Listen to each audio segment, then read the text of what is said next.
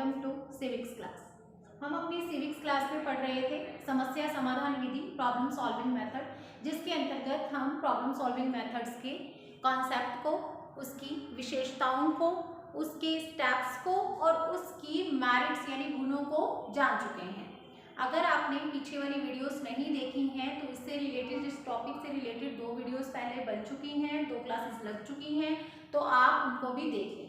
और आज की कक्षा में क्योंकि हमने गुण पढ़ लिए हैं तो आज हम बात करने वाले हैं समस्या समाधान विधि के दोषों के बारे में, उसकी हानियों के बारे में, डीमेरिट्स के बारे में, या डीमेरिट्स को पढ़ने वाले हैं, लिमिटेशंस को पढ़ने वाले हैं। तो चलिए इसे स्टार्ट करते हैं।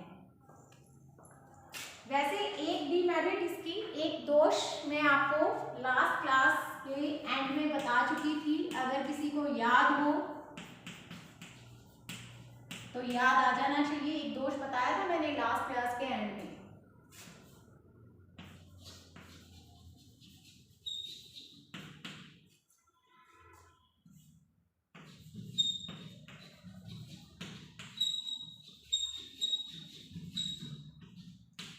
तो मैंने लास्ट क्लास में आपको बताया था कि इसका एक दोष है समस्या का चयन करना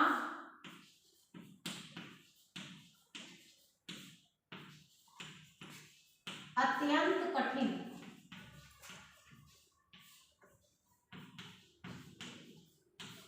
तो इसके स्टेप्स हम पढ़ चुके हैं। वहां पे हमने बात कर ली थी कि यहाँ पे जो सबसे पहला काम होता है इस विधि को या इस मेथड को यूज करने का, तो इसमें हमें किसी समस्या का चयन करना होता है, किसी समस्या का चुनाव करना होता है। तो ये चयन करना किसी समस्या का या समस्या का चुनाव करना बहुत ही कठिन है, ठीक है। क्योंकि हम बात करते हैं कि जो हमारे पास समस्या हो वो बालक की रुचि के अनुकूल हो, बालक की बुद्धि के अनुकूल हो, बालक के मानसिक स्तर के अनुकूल हो, और इसके अलावा बालक के पूरी तरह से उसको सूट करे, ठीक है। या बालक के हम कह सकते हैं कि जो विभिन्न प्रकार का विकास होते हैं, जिस क्लास का आप कर रहे हैं, जिस क्लास में आप इस मेथड को यूज कर रहे हैं, उसके बच्चों के पूरी रुचि, उनकी आयु, उनके मानसिक स्तर, उनके विकास को ध्यान में रख करके फिर आपने समस्या का चयन करना है। तो ये बहुत ही कठिन है। इतने सबको ध्यान में रख करके फिर किसी एक समस्या का चयन किया जाना बहुत ही मुश्किल काम है। अब कोई बालक जो है वो किसी चीज में इंटरेस्ट रखता है और दूसरा बालक किसी और चीज में इंटरेस्ट रखता है, क्योंकि प्रत्येक की रुचि अलग अलग होती है। और इसके अलावा जो कक्षा में बालक होते हैं वो सभी भी एक समान प्रतिभा वाले नहीं होते हैं। और समस्या का चुनाव करना है तो सबकी रुचि को ध्यान में रखना है, ठीक है, सभी की प्रतिभा को ध्यान में रखना है, और यहाँ तक कि आयु भी सेम नहीं होती है। एक ही क्लास के अंदर आपको 1 साल के डिफरेंस वाले बच्चे भी मिल जाएंगे। कोई भी रीजन हो सकता है उसका, हो सकता है बच्चा किसी क्लास में अनुत्तीर्ण हो गया हो, फेल हो गया हो तो वहां पे हो, या फिर ये भी हो सकता है कि कई बार बच्चों को पेरेंट्स जंप करा देते हैं, एक क्लास बीच में छुड़वा करके और अगली क्लास में करवा देते हैं, जंप करवाना जिसको हम कहते हैं, या एक क्लास छोड़ करके प्रमोट करा देते हैं अगली कक्षा में, ये सोच करके कि बच्चा बहुत इंटेलिजेंट है तो बच्चा कवर अप कर लेगा, ठीक है।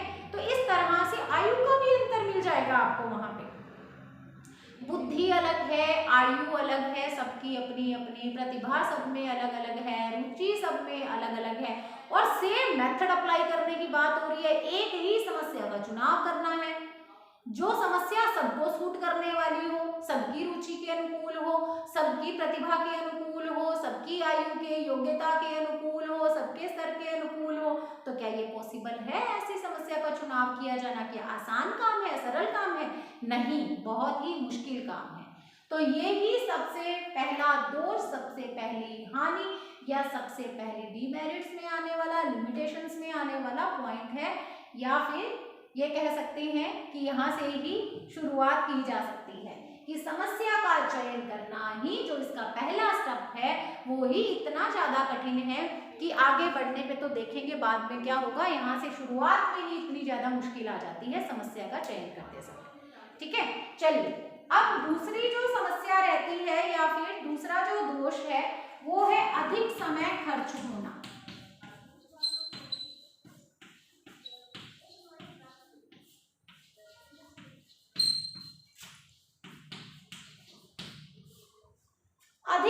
खर्च होना, तो इसमें टाइम बहुत लगता है। ठीक है, टाइम अपने आप ही लगता है। आप देखिए, आप समस्या का चुनाव करेंगे, बच्चों को इसके बारे में बताएंगे, फिर आप बच्चे से आंकड़े इकट्ठे करने के लिए फिर कहेंगे, फिर आप समस्या के महत्व को बताएंगे, फिर आप बच्चे से तथ्यों की जांच करवाएंगे या उन्हें सिखाएंगे। अब आप कर नहीं रहे हैं, बल्कि आप बच्चों से करवा रहे हैं। देखिए, जो काम हमें आता होता है वो करना फिर भी आसान होता है, लेकिन वही काम जो हमें आता है वो दूसरों से करवाना है, यानी मतलब सिखाना है, और फिर सिखाने पर वो काम सही से हो रहा है या नहीं हो रहा है, ये भी आप पे बर्डन है कि रिजल्ट तक बिल्कुल सही तरीके से स्टेप बाय स्टेप जाना भी है। और बच्चे हैं, क्योंकि आपकी बुद्धि से उनकी बुद्धि या आपकी योग्यता से उनकी योग्यता कम है, तो बच्चे तो अपनी स्पीड से काम करेंगे, और सारी क्लास के बच्चे एक जैसी स्पीड से भी काम नहीं करेंगे, सबकी योग्यता अलग अलग है। पहला अंतर तो आपकी योग्यता और बच्चे की योग्यता, आपके सिखाने का तरीका, बच्चे के सिखाने का तरीका, और फिर क्लास के जो सारे बच्चे हैं वो भी एक जैसे नहीं है। तो सोचो, इसमें आपका बहुत अधिक समय खर्च होगा, बहुत टाइम कंज्यूमिंग होगा इसमें।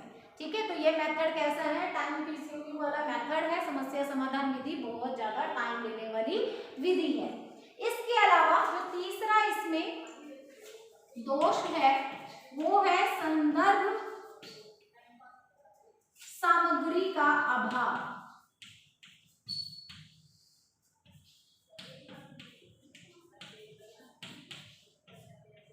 अब इसके बारे में ना, जब भी जैसे कोई मेथड यूज किया जाता है, तो अगर हमें कोई रेफरेंस मिल जाता है कि पहले ये काम इस तरह से हो चुका है और आप भी इससे क्या ले लें, गाइडेंस लेकर इसी तरीके से काम कर लें, तो रेफरेंस मिलने वाला इसकी कोई ऐसा मटेरियल उपलब्ध नहीं हो पाता। सबसे पहली तो बात ये है। और दूसरी बात ये है कि जब आप आंकड़े इकट्ठे करेंगे ना, तो आपको समस्या के साथ, जो समस्या के निवारण के लिए जो आपको आंकड़े इकट्ठे करने हैं, तो उसके लिए भी तो मटेरियल की जरूरत होगी ना, कि कहाँ से आप उसका मटेरियल, उसके समाधान का मटेरियल खोज करके लाएंगे, तो उसमें भी आपको बहुत समस्या आएगी। तो जो संदर्भ सामग्री है उसका इसमें अभाव रहता है, रेफरेंसेस जो हमें चाहिए होते हैं वो नहीं उपलब्ध हो पाते, जिसकी वजह से हमें इस मेथड को सही तरह से प्रयोग में लेने में बहुत ही कठिनाई आती है। इसके पश्चात हमारा जो अगला दोष है वो है निर्मित समस्याओं का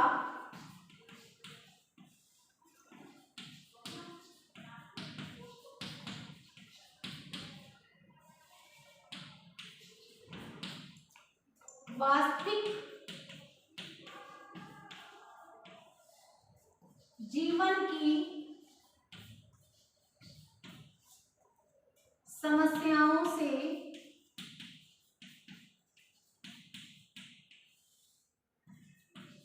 तालमेल का अभाव। ठीक है, देखिए ये समस्या समाधान विधि कैसी है, ये क्यों अपनाई जाती है, ताकि हम बालक को भावी जीवन में आने वाली कठिनाइयों या परिस्थितियों में कैसे उसने अपनी समस्याओं का समाधान करना है ये सिखा सके। यही इसका पर्पस होता है ना, इस विधि को प्रयोग में लेने का। तो जो हम समस्याएं लाते हैं बच्चे को, जब इस मेथड का प्रयोग करते हैं, तो जो समस्या हम लेकर के आते हैं ना, वो वास्तविक जीवन में जो उसे आने वाली कठिनाइयां हैं या जो समस्याएं हैं, जो प्रॉब्लम्स हैं, उनसे बिल्कुल अलग होती हैं। तो फिर वो बच्चा कैसे आगे आने वाली उसके वास्तविक जीवन में जो कठिनाइयां आएंगी उसके लिए कैसे तैयार होगा? नहीं होगा ना, क्योंकि यहाँ पे जो प्रॉब्लम आती है वो किसी अलग तरीके की आती है, और जो वास्तविक जीवन में कल को उसको जो प्रॉब्लम्स आएंगी वो अलग है। तो इस तरह से ये यहाँ पे जो निर्मित समस्याएं हैं, जो जिनका निर्माण किया जाता है ताकि हम इस विधि को प्रयोग में ले सकें, तो जो निर्मित समस्याएं हैं और जो वास्तविक जीवन की समस्याएं हैं उनमें आपस में तालमेल ही नहीं होता। ठीक है, वो दोनों अलग अलग होती हैं। चलिए नेक्स्ट पॉइंट हमारा, या नेक्स्ट जो कमी है इसके अंदर, वो है नीरस शैक्षणिक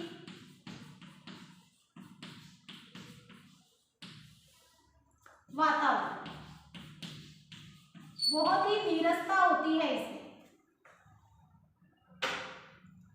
ठीक है, नीरसता होती है।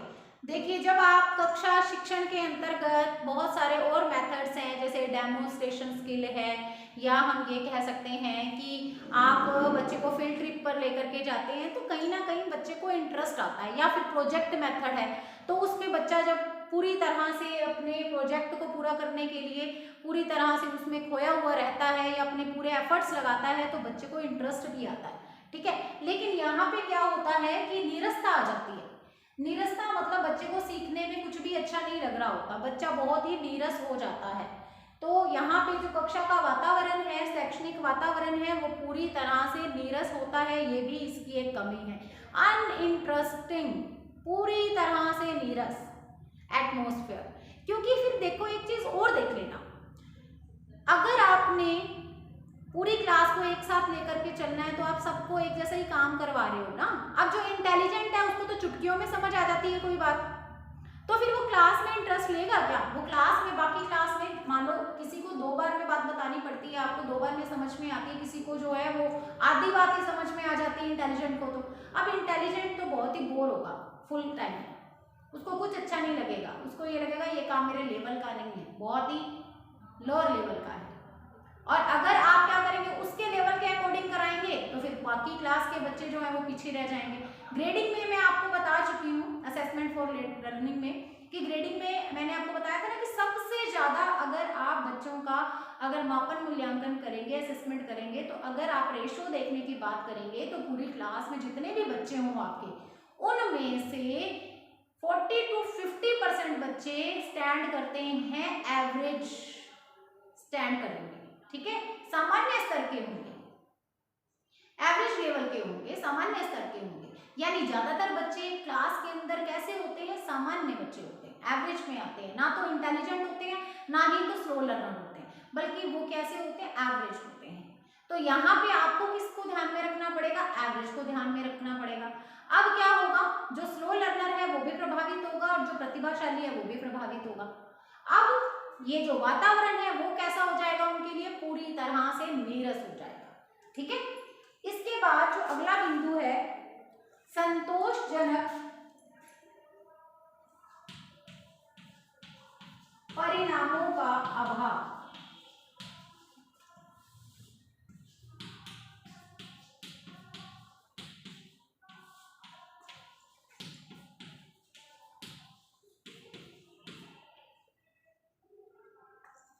संतोषजनक परिणामों का अभाव, तो जो रिजल्ट्स हमें चाहिए वो रिजल्ट्स नहीं आ पाते, ये भी इसकी एक कमी है। ठीक है, क्योंकि बच्चे चाहे आप कितनी ही उनको दक्ष बनाने की कोशिश करें, उनको सिखाने की कोशिश करें, लेकिन फिर भी वो इतने ज्यादा इस मेथड की सहायता से जो परिणाम हमें लाने होते हैं या आने चाहिए, जो समाधान हमें समस्या का मिलना चाहिए, वो नहीं मिल पाता। ठीक है, या बच्चे उसको नहीं प्राप्त कर पाते। तो ये भी इसकी एक कमी है कि इसमें जो सफिशिएंट रिजल्ट चाहिए उसका अभाव रहता है, वो नहीं मिल पाता। नेक्स्ट बिंदु है अनुभवी शिक्षकों की आवश्यकता।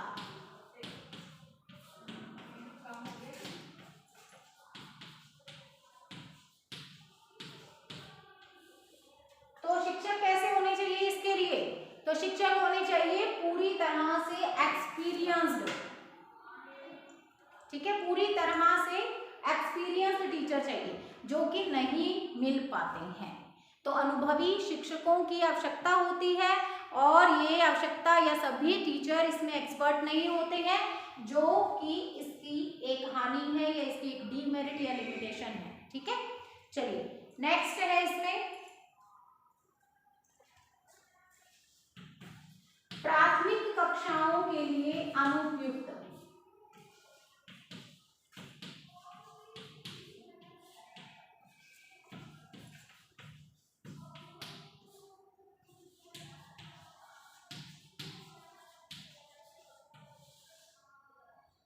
प्राथमिक कक्षाओं के लिए ये उपयोगी नहीं है, अनुपयुक्त है।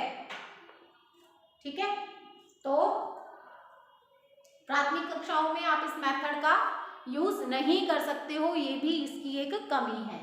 देखिए छोटे बच्चों को क्या समझ में आएगा कि समस्या होनी चाहिए, फिर समस्या बताएंगे आप उनको, फिर समस्या से रिलेटेड उनको कहेंगे फैक्ट इकट्ठे करके लाओ, फिर उन फैक्ट्स को चेक करो, फिर इसके बाद इनका सॉल्यूशन निकालो। क्या छोटे बच्चे ऐसा काम कर पाएंगे? नहीं कर पाएंगे। तो ये तो बहुत बड़ी इसकी कमी है कि प्राथमिक कक्षाओं में आप इस मेथड का प्रयोग नहीं कर सकते।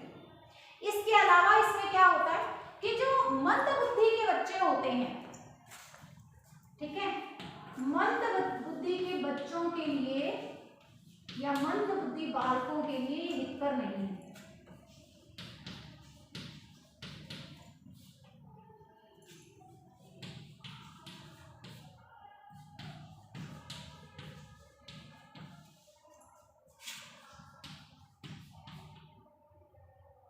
अब आप सोचे ना कि मंद बुद्धि बालक इससे सीख जाएंगे, तो उनके लिए तो ये पूरी तरह से अनुपयोगी है, ठीक है, हितकर नहीं है। मंद बुद्धि बच्चों के लिए कोई काम की नहीं है ये, क्योंकि मंद बुद्धि बच्चों को तो वैसे जो क्लास में नॉर्मली आप पढ़ाते हैं वही कम समझ में आता है।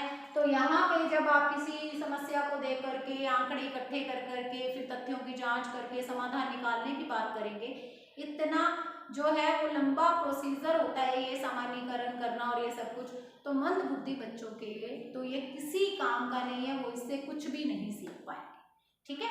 तो ये भी इसकी एक कमी है या दोष है। इसके अलावा नेक्स्ट बिंदु है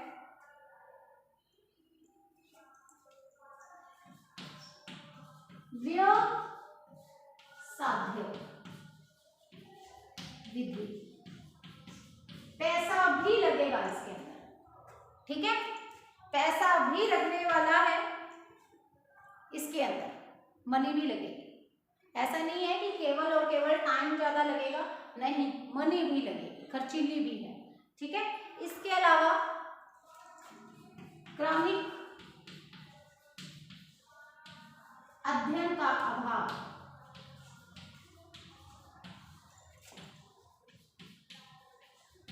देखिए, किसी भी ज्ञान को लेने के लिए, किसी भी चीज को ग्रहण करने के लिए या सीखने के लिए, अधिगम के लिए क्रमिकता का गुण होना, उसमें क्रम होना बहुत ही जरूरी है। बिना क्रम के जो भी चीज सीखी जाती है वो आगे कभी कोई काम नहीं आती है, क्योंकि वो आगे पीछे ज्ञान होता है।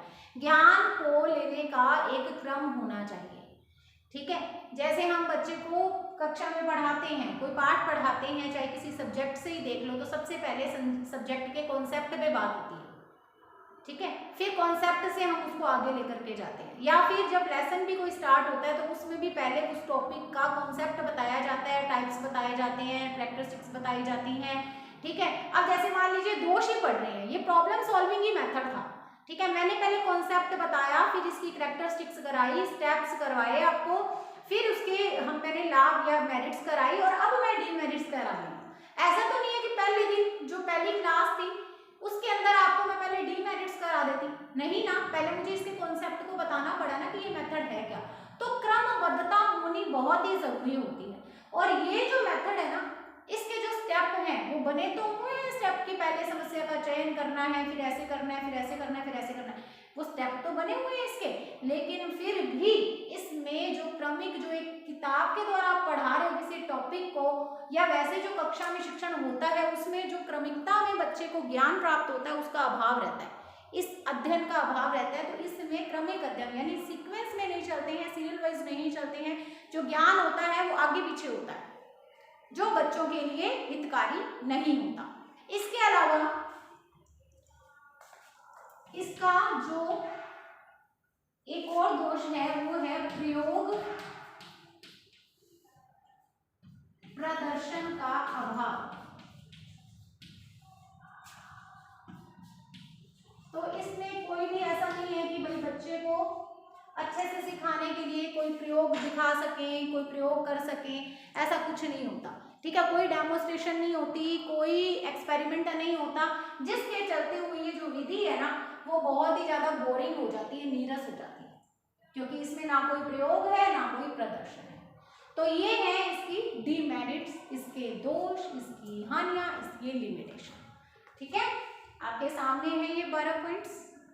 समस्या का चयन करना कठिन है, अधिक समय लगता है, संदर्भ सामग्री नहीं मिल पाती, अभाव रहता है, निर्मित समस्याओं का वास्तविक जीवन की समस्याओं से तालमेल नहीं हो पाता है, नीरस शैक्षणिक वातावरण होता है, इसमें संतोषजनक परिणामों का भी अभाव रहता है, अनुभवी शिक्षकों की आवश्यकता होती है, प्राथमिक कक्षाओं के लिए अनुपयुक्त है, मंदबुद्धि बालकों के लिए उपयुक्त नहीं है, व्यय साध्य यानी खर्चीली विधि है, क्रमिक अध्ययन का इसमें अभाव रहता है और प्रयोग प्रदर्शन का भी अभाव रहता है। ठीक है, तो ये है इसके डिमेरिट्स। अब इसके अलावा अगर हमने गुण देख लिए, दोष देख लिए, तो क्या हो सकता है? अब इन्हीं के आधार पर सुझाव भी हो सकते हैं। तो अब हम बात करते हैं सुझावों के बारे में। तो सुझावों में क्या होगा? सुझावों में हमने बस इनका अगर निवारण कर दिया जाए, तो यानी ये जो समस्याएं हैं, ये जो दोष हैं, इनको दूर कर दिया जाए तो यही क्या बन जाएंगे? सुझाव बन जाएंगे। जैसे कि देखिए, समस्या का चयन करना बहुत ज्यादा कठिन हो रहा है ना? तो क्या करना है? समस्या ऐसी लेकर के आनी है जो कैसी हो, पूरी सोच समझकर समस्या का चुनाव करना है, और समस्या ऐसी हो जो कि सभी बच्चों के मानसिक स्तर, आयु, इनके अनुकूल होनी चाहिए। ठीक है, तो सब कुछ ध्यान में देख के, सबकी रुचि को ध्यान में रख के, योग्यता को ध्यान में रख के, मानसिक स्तर को ध्यान में रख करके फिर हमने किसी एक समस्या का चुनाव करना है। पहला सुझाव तो ये है। अब क्या है, समय बहुत ज्यादा लगता है, तो इसके लिए क्या करें? एक पूरी रूपरेखा तैयार करके चले पहले से ही कि इतने टाइम में इसको कंप्लीट करना है। ठीक है, टाइम टेबल बना करके, समय सारणी बना करके, समय का विशेष ध्यान रखते हुए फिर इसको प्रोसेसिंग में लिया जाए। इसके अलावा संदर्भ सामग्री का जो अभाव रहता है, तो इसके लिए अध्यापक को क्या करना चाहिए? जो भी समस्या वो चुनाव में ले या चयन करे जिस समस्या का, उस समस्या से संबंधित पहले संदर्भ सामग्री चेक कर ले कि वो अवेलेबल है या नहीं है। ठीक है, इसके अलावा जो भी समस्याएं ले वो कैसी ले, उसके बच्चे के वास्तविक जीवन से संबंधित ही होनी चाहिए वो समस्या। ऐसी समस्या ना आए, यानी ऐसी वाली प्रॉब्लम ना आए कि तालमेल ना बैठने वाली। तो इसके लिए हम प्रयास करें कि हम जो भी समस्या ले रहे हैं वो बालक के वास्तविक जीवन से ही लेनी है। इसके अलावा नीरसता को दूर करने के लिए हमें क्या करना होगा? प्रयास करना होगा। ठीक है, जो वातावरण है उसको रुचिकर बनाने का, नीरसता को दूर करने के लिए अध्यापक को ही प्रयास करना होगा। इसके अलावा हम क्या करें? बच्चों का अच्छे से पथ प्रदर्शन करें, बच्चों को अच्छे से गाइड करें, जिससे कि संतोषजनक परिणाम प्राप्त हो सके। इसके अलावा हमारे पास खुद के पास एक्सपीरियंस होना चाहिए। एज अ टीचर मुझे पता होना चाहिए मैं आपसे जो काम करवाने वाली हूँ, जो मेथड अप्लाई करने वाली हूँ, उसके बारे में पहले मुझे खुद को अच्छे से नॉलेज होनी चाहिए। मैं खुद उसमें पहले एक्सपर्ट बनूं और उसके बाद मैं उसको अप्लाई करवाऊँ क्लास में। प्राथमिक कक्षाओं के लिए अनुपयुक्त है, इसके लिए आप कुछ नहीं कर सकते हो। ठीक है, इसके लिए कोई सुझाव नहीं है। मंदबुद्धि बालकों के लिए भी आप क्या करोगे? उनको सिखाने का प्रयास कर सकते हो, लेकिन वो तो जो क्लास में नॉर्मल शिक्षण होता है, अगर वो वैसा कर लेना तो इतना ही काफी होता है। ठीक है, तो उनके लिए भी आप कुछ ऐसा नहीं कर सकते हो। हाँ, प्रयास किए जा सकते हैं कि उनके लिए भी उपयोगी बन सके। व्यय साध्य विधि है, तो ध्यान रहे कि आपने विद्यालय के खर्चे को ध्यान में रख करके जो भी साधन उपलब्ध हैं, आप समस्या ऐसी लें जिससे रिलेटेड साधन आपको बाहर से ना लाने पड़े। वो सारे के सारे साधन आपके महाविद्यालय या विद्यालय में ही उपलब्ध हो, जिससे कि आपको आगे समस्या नहीं आएगी, यानी कि पैसा नहीं खर्च करना पड़ेगा। इसके अलावा क्रमिक अध्ययन लाना है, क्रमबद्धता लानी है ज्ञान की। जैसे हम ये कहते हैं कि क्लास में हम पढ़ाते हैं तो उसमें हम सीक्वेंस में चलते हैं ना, तो यहाँ पे भी आपने कोशिश करनी है सीक्वेंस बनाने की, क्रमिकता बनाने की। ठीक है, और इसके अलावा प्रयोग प्रदर्शन का अभाव, तो इसके लिए ये सुझाव है कि आप क्या करें? प्रयास करें जिससे कि बच्चों को नीरसता ना आए, बल्कि क्लास में बच्चे इसमें पूरी तरह से इंटरेस्ट लेकर के इससे कुछ सीखें। ठीक है, तो इस तरह से ये जो दोष है इनका निवारण कर दिया जाए, अगर हानियों को, लिमिटेशंस को, डीमेरिट्स का अगर सुधार हो जाए, तो इसका मतलब क्या हो गया? ये मेथड बहुत ही अच्छा मेथड बन जाएगा, प्रॉब्लम सॉल्विंग मेथड। तो ये हमारा प्रॉब्लम सॉल्विंग मेथड कंप्लीट हो गया। 3 क्लासेस में या फिर 3 वीडियोस में ये पूरा का पूरा कंप्लीट हुआ है। अगर आपने पीछे वाली वीडियोस 2 और हैं, अगर वो नहीं देखा है, यानी पार्ट 1 या पार्ट 2 नहीं देखा है, तो आप उसको भी देख लीजिए, जिससे कि आपको प्रॉब्लम सॉल्विंग मेथड अच्छे से समझ में आ जाए। तो आज की क्लास में हमने प्रॉब्लम सॉल्विंग मेथड कंप्लीट कर लिया है। अब हम अगली कक्षा में मिलने वाले हैं। So have a nice day, God bless you.